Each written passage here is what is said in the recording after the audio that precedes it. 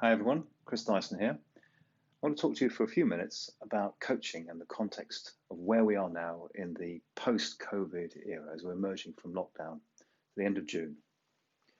So the flip chart here just puts on paper a few of the ideas I've had. This has been a tsunami. This is my version of Hokusai's The Wave. It's been a tsunami that's hit us, but there were warning signs. We had signals that it was coming, but we chose to ignore them. This will not be the first one. There will be more of these, the second wave and so on. Maybe they're local, maybe they're national.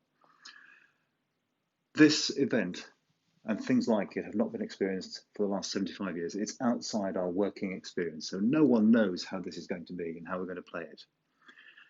And in any event, it's going to last for more than a year. It'll be at least a year once we've got a vaccine before the vaccine becomes effective. So we can think about this as being an impacting event that will last for at least 2 years and probably a lot longer.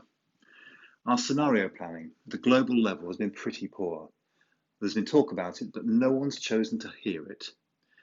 At a UK level, we've been involved with Brexit and so on. We now find ourselves in a 3-month lockdown. We're probably going to have a recession, if not, it's probably true we're already in one, with consequent unemployment, significant national debt. The schools are in, they haven't been effective for now 6 months, so the impact there on children throughout the UK and on working families will be significant. As we move to an organisational level, we've had people in furlough, so what's the impact of them coming back to work, how they felt being in furlough, how the organisation is going to take them back. What about the survival of certain sectors? Whole industries could go. Retail has been hugely impacted, hospitality and airlines also, significant impacts there. And at an individual level, we see huge uncertainty. How are people going to react when they come back to work? What is the impact of COVID and the lockdown and the potential recession going to be on their views about work? Are people going to be fearful about coming back to a socialised situation, having emerged from lockdown and the relative safety there? So what's their approach to work been? It's completely impossible almost to predict how people will react. There'll be a huge variety of different responses. There'll be health issues. We haven't had exercise. We've been overeating, watching too much Netflix, massive inequality. And then just think about things in terms of Maslow's hierarchy down here. The last three, survival, security, and socialization, those three have been impacted massively over the last 3 to 4 months. However, on the good side, some things have been a positive. We've probably seen significant international medical collaboration to resolve this thing. The office and the place of work has been reassessed.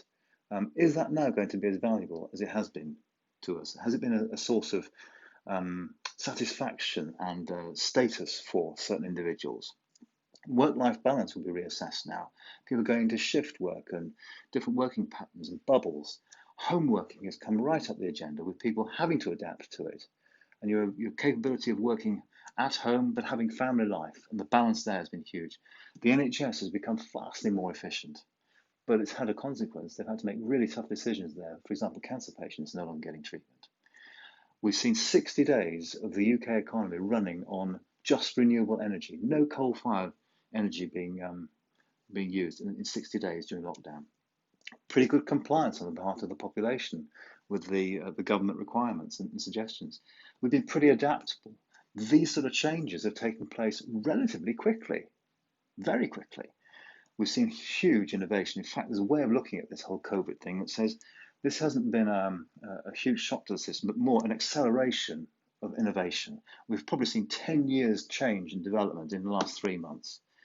Think about cash and how we've adapted to contactless payments and what happens to technology with Zoom and so on. So there have been some positives. In the next series of conversations, I'm going to be talking about things like leadership and then trying to work through how coaching particularly has a huge opportunity and how we can respond. So see you on the next session.